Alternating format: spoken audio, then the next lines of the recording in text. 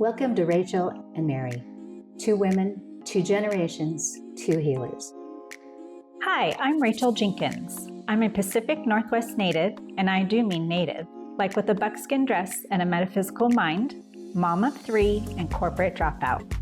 I'm known around town as Reliable Rachel because I get shit done and created a business to do just that, doing personal errands and tasks for busy professionals, families, and senior citizens. Most importantly, I'm allergic to small talk. I've spent my life holding space for others, and now I'm inviting you into intimate, unfiltered conversations with my dear friend from another generation. Hi, I'm Mary Dion, a 73-year-old grandma, published author, and recovering Catholic schoolgirl who went searching for a spirituality that didn't come with guilt trips or ruler slaps. Then came the summer of love, and suddenly peace signs made more sense than confession. I took a detour into corporate America, where I became a capitalist pig for a while, but with crystals hidden in my bottom drawer. Eventually, I answered a divine call to help others heal body, mind, and spirit by tuning into their gut meter and ditching the shame. I write, teach, and coach people to laugh their way to transformation, blending mysticism with real-life wisdom, and I still believe bras should be optional. Join us as we bridge generations with laughter, love, and a touch of woo-woo. Okay, let's go. Hey, I'm so happy to be here with you today. Me too. Let's have this conversation. Okay. Let's share ourselves with the world. Yikes. But in this episode, we do want to tell you about how we met, who we are, and a taste of what's coming. Yes, ma'am. So Mary and I met in a pretty unique way. I had a period of lifetime that I was looking for some extra income, and so I started doing some grocery deliveries, and I happened, luckily by divine intervention, to get Mary's order to shop her groceries and deliver them to her. And she was just so readily available to connect with me when I brought your groceries and say, hi, my name is Mary. Who are you? And I'm like, I'm Rachel, and I'm that way too. So from the very beginning, we were able to really be open and friendly and connect with each other and be curious about who each other is, right? And you had a bunch of boxes packed in your apartment, and I said, oh, did you just move in here, or are you getting ready to move? And you were getting ready to move, and one thing led to another, and you shared with me that you were an author, and you asked me if I like to read, and I said, I certainly do. I'm an avid reader. And I was almost like, how did you know? What gave it away about me? So you shared your book with me, and I took it home, and I just devoured the book. I mean, I don't even think it took me a whole day. I think I had it read by the middle of the night. And there were so many parallels to your life story that you were sharing in that book that really made me feel very bonded to you right away. Everything from, and I found this out later, but your son was born the day before me. He's an only child. I'm an only child. You were raised Catholic. I was raised Catholic because my mom was raised Catholic, and we weren't at your level of Catholicism, but that'll be fun stories for us to share with you about Mary's Catholic schoolgirl upbringing, but more of that to come later. And the bulk of the story was about your abusive marriage that you were in and how that impacted your life, which I had been in an 18-year domestic relationship partnership with my children's father that was also abusive in a lot of the same ways, because addiction was one of the main themes. And then at the specific time that I delivered those groceries to you, in addition to shopping for people and delivering, I was also helping my father with the marketing and networking for his flooring business in sales and marketing. And that is a major part of your story. You worked in corporate America for flooring and interiors companies. So there just kept being all of these parallels back and forth. And then, the greatest, I think, part is that we share in common is that we both very much have this part of our lives that is tied to energetic healing and metaphysical spirituality. So mine started when I was young with my culture being native, and yours kind of came with the hippie days that came along in your generation. And then eventually after your corporate life, you leaned in to energy healing and Reiki master and hypnotherapist and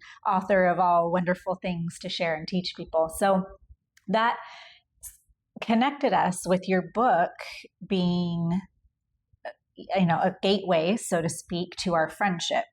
And I don't remember precisely how we got reconnected again after that. I think maybe you gave me a card or something with the book or somehow, but I reached out and I started bringing you groceries more often. Or maybe I left a flyer with you because at that pretty close to that time, I decided that I was going to start doing it privately without the gig work app. And so we just kept connecting over and over for me to help bring you groceries. And then our friendship developed slowly over those years. And it's been 7 years or more, a little more than 7 years that we've been friends. Definitely. And I think the part that really stands out to me is, well, one thing that you say about our friendship is what? We're not really mother and daughter. That's never crossed your mind, right? No, I never thought of it. We were always just friends. Yeah. Our friendship stayed very mutually beneficial in that way. It didn't have any kind of, hierarchy or like I know more than you because I'm old. Right. Or because you're older than my mom, because she was only 15 when she had me. So you could technically be my mom, but you're not. And there was a level of respect there, I think, for each other's stories and what we've been through and all that kind of stuff. And so over those years, we've been able to really have deep, intimate conversation. And if you were to put a bullseye on what is most important to me in my life, it is deep, intimate conversation with people, really being able to share who I am wholly without being worried or concerned that I'm maybe oversharing or saying too much, or the truth might be something you don't want to hear or that I'm not allowed to say. Exactly. But I mean, you certainly let me drop some F-bombs every now and again without flinching at me, even though you are, I have great manners and you do have good manners. I wouldn't talk like that to everybody who's your age. So, I talk that way too. Yeah, right. So all of those things that are similar about us, but there's one glaring thing that we want to bring to this podcast is that we are of different generations. Definitely. And we want to celebrate that and encourage those friendships with generational gaps, because that is how we stay abreast of truth. And that's how we bring collaboration. We stay out of silos. We fight mental health disease with generational friendships and spaces that we enter into, making sure that every generation is represented, as well as it's just a deep part of my culture, Native culture, growing up to honor our elders, which... Well, I thank you very much. That doesn't happen often. Yeah. So, but Mary, you think there's some other things that are similar about us that stood out to you. Well, I think the trust that we had from the very beginning, that we could say whatever we wanted and we wouldn't be judged. And I always feel like, I can say whatever I want with you, and you never make me feel bad for anything. In fact, you're my cheerleader.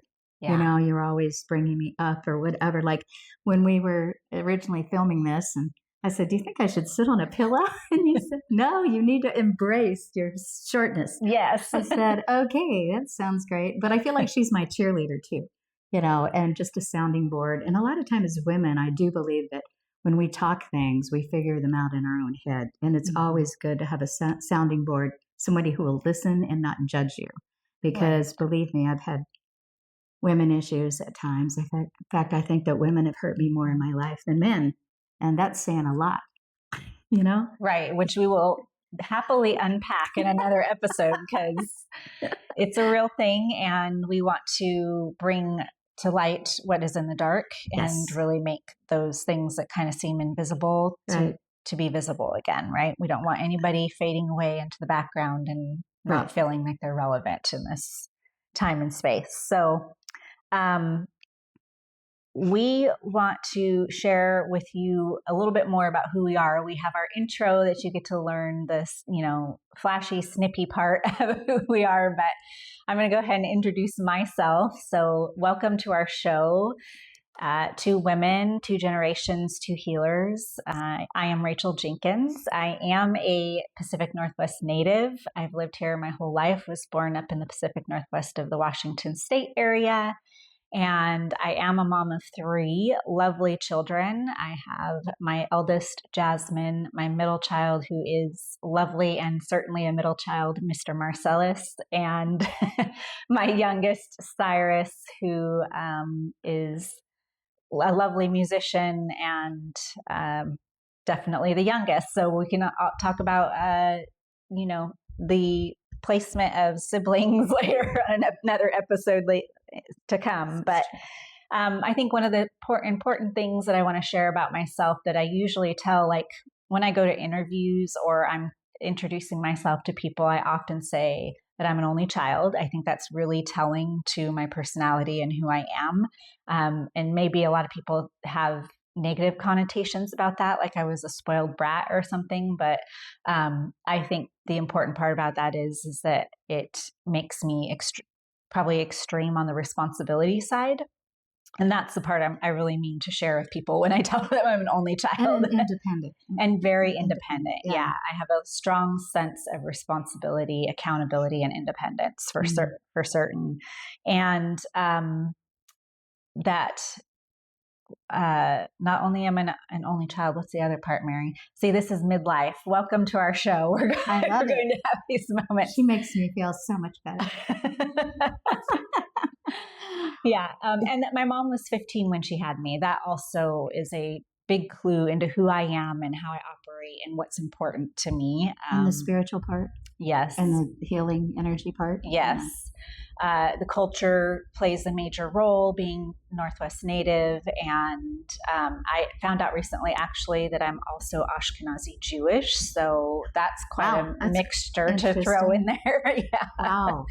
But I started in my career really young. I graduated high school and I went to a private technical college right away. And within 9 months, I was out into the workforce. But prior to that, I actually started working when I was 14 years old while I was in high school. So more of that sense of responsibility coming. But I went into healthcare and pharmacy and took about 3 months before I realized that this was a huge mistake. It did not align with my spiritual teachings, cultural teachings, and beliefs to throw a pill at every ailment that nature provides for us. And while it's perfect for acute situations, for chronic situations, I could see over and over in the patients and people that I was interacting with that maybe there was a better way. So about that time, my father was going through a midlife crisis and we ended up at a Reiki master's class and I just loved it and thought it was amazing. And so I became a Reiki master at that time and then continued my corporate career. So it didn't change anything for me to be exposed to metaphysical teachings and healing and stuff as far as my career goes, but it certainly changed who I was inside and how I conducted my health and business and life moving forwards. But corporate world was challenging. I was only 21 when I entered into a Fortune 6 company at the time and had a lot of challenges and obstacles and objections to overcome being so young, as you can imagine, in corporate world. I remember the first time that I met up with that company for a company gathering together. I was nervous as heck because everybody was ordering drinks and I wasn't quite 21 at the time, actually. So I couldn't order an alcoholic drink, but I was like, this is going to give me away. I'm a fraud. I'm false. So we can talk about imposter syndrome at some point. That's the biggest. Yeah. But after corporate life, I finally unhooked myself from that. I started my own business. And so now I concentrate on improving the mental health of my community and neighbors through a lifestyle concierge business, which is doing all the personal errands and tasks for busy professionals and families, giving them mental space in their life to really enjoy what it is that they want to enjoy versus that rat race of being really stuck in go to work, come home, clean the dishes. Anything that you don't want to do, she will do for you. Yeah. So we do that at Ally Concierge. But Mary, tell us more about who you are and what you want the world to know. I want the world to know that I'm a grandma, and I have a fabulous son, of course, and he's an only child. But I have two granddaughters. They're 16 and 18 now, and oh my God, it's so, grandmaism is going to be really cool. But until you get there, you have no idea how cool it is. It is the best ever. So you grandmas out there, you know what I'm saying. But I guess the main thing I want you to know is that I grew up Catholic, and we moved to Phoenix, Arizona from Zanesville, Ohio, when I was a senior in high school in 1969, the summer of love. It was like walking out of a Rockwell painting into Woodstock. I was like, wow, this is what the world's really like. It was interesting. And I was searching for a spirituality that kind of made sense. And so astrology was kind of the thing that I got into because I resonated with being an Aries, in many ways, but we'll probably get into the craziness of that later. And I studied different religions, all kinds of New Age teachings. And I learned transcendental meditation because the Beatles were doing it and it was cool. Yeah, they were all the rage. They were all the rage, definitely. And then I took Silva Mind Control, which taught me how to program your mind like $1 million computer. I'm sure today it would be $1 billion computer.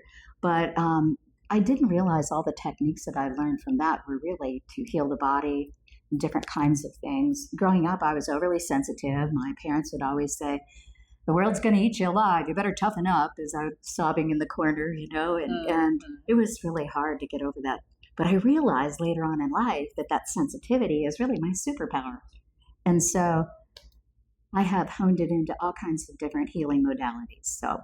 And going to college at that time, there were lots of marches, civil rights, women's rights, burning our bras, all that fun stuff. But we were mostly concerned with the war. We marched a lot against the Vietnam War because our brothers and friends were being shipped off, and they came back not like who they left as, or they didn't come back at all. It was horrific. It was really, really bad. Even though ASU, Arizona State, wasn't exactly a mecca for civil rights at that time, we did our part. And eventually I grew up, got married, had my son, and somehow I knew I'd be a single mom. So in the 70s, I got into sales because I thought that's the only thing I could do to make the same as men. Because isn't it funny how you have an underlying feeling that this isn't going to make it, So yeah. Anyway, I live by all the corporate sales rules. Make 100 calls a day. Don't eat lunch till you sell something. I say I kept my crystals hidden under the spreadsheets in the bottom drawer, but really, I used a lot of healing techniques and a lot of mind stuff and became a really good salesman using all that, using both, and the intuition that you have when you meet somebody, knowing kind of how to interact with them was a big help. And I was driven to take care of my son, but I tell you what, by the time I was your age, I had diabetes, I had thyroid issues, I was extremely overweight, and I did remarry. It's hard to believe from that, but anyway, but I just felt responsible for my son, so I kept it going, Yes. And since grade school, I had always wanted to write a book, but the nuns told me I couldn't write.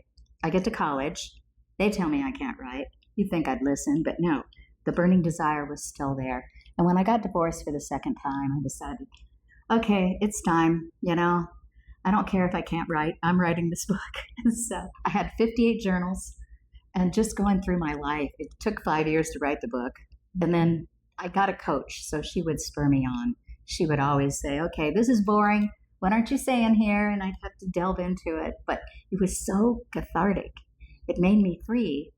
And then I left the corporate world and started doing healing sessions and Reiki. I actually learned Reiki when my son was in high school and worked on his sports injuries and different pets, or our pets and other pets and stuff like that. And it's an amazing thing if you can learn it. And then I became a Reiki master, taught it.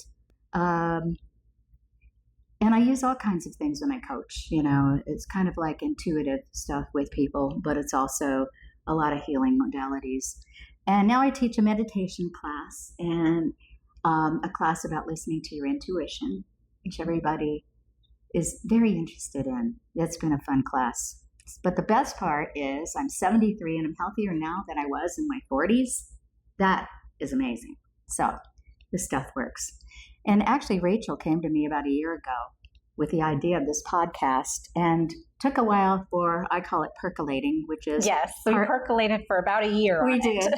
I had to, that's meditating and thinking, I guess, logic and intuition before it really felt right. Yeah. And now it feels really good. Yes. So I'm really glad we're doing this. So am I. I can't think of somebody I'd rather do it with. And how that came about is I have this really cool thing called an Opus sound bed. Ooh. And I was meditating on it where I have headphones on and it's playing certain type of beats and music. Wow. And vibrating my body from head to toe. I love that. With the music. And I had this vision of us sitting on a stage having conversations like this and it being recorded. So Here we are today in July 2025 bringing this to reality. And so we just are so happy and blessed to be able to share our lives and our conversations that have been in the privacy of whatever arena that we've been in when we've met, to make them available to everyone, because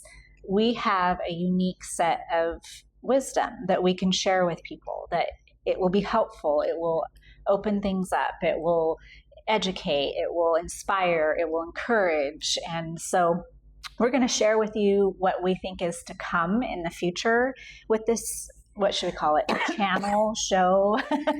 We're still both, I'm midlife and you're grandma stage, and technology is something that we both know how to do, but we're still learning, right? I'm definitely learning. Look at me. Life is always learning. That's so true. A taste of what's coming.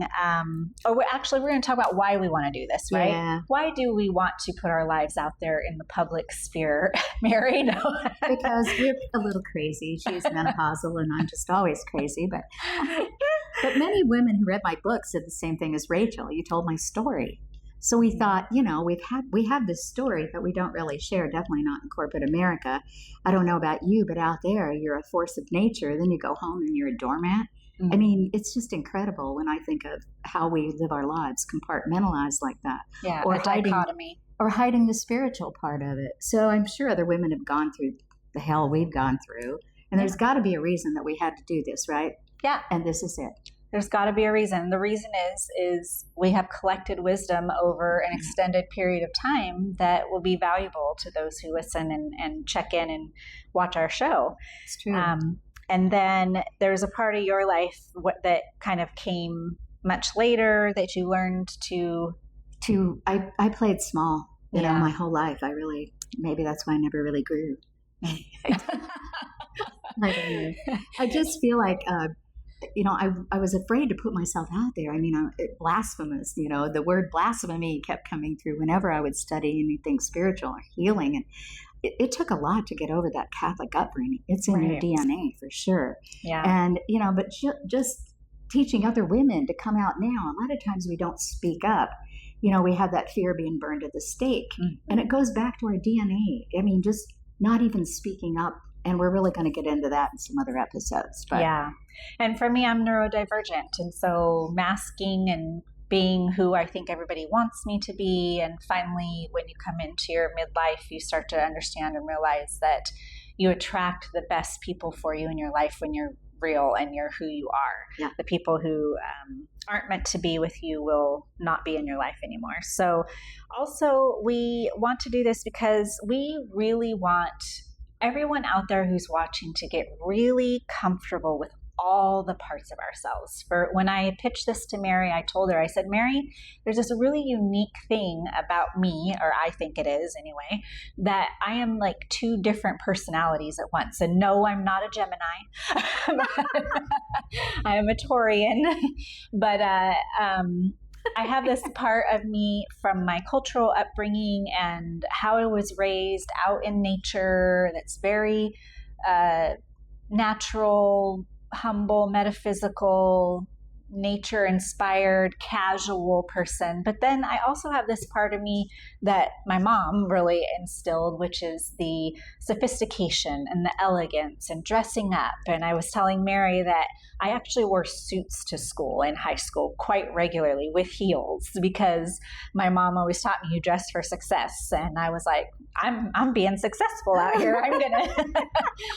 I'm going to look the part of how I want to be seen and treated and all that kind of stuff. And I kind of have always felt a little weird about it, that I have to be one way in a certain environment and another way in another environment, or one way with certain people and another way with other people. Because in my everyday life, when I'm working and being a principal concierge, I'm dressed very casually. I'm doing dirty work, or I'm on the go, very active, doing things, and it just doesn't make sense to have heels on for certain.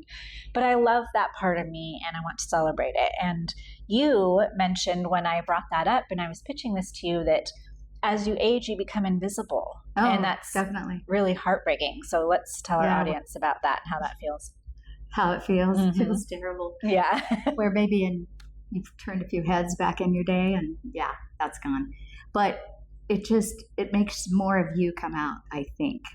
But still, I had such a hard time coming out and speaking my truth.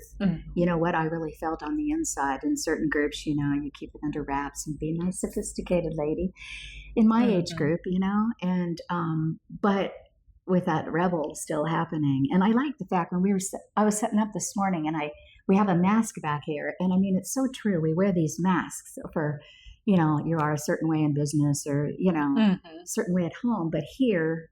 And in our friendship, we've always been able to be whoever we are. Yes. And it's so fulfilling to relax and be able to be you. And as you get older, we really want to delve into the being visible. The thing that I think of as I get older is I want to be relevant, not necessarily, that's a way to stay visible, because, I'm old.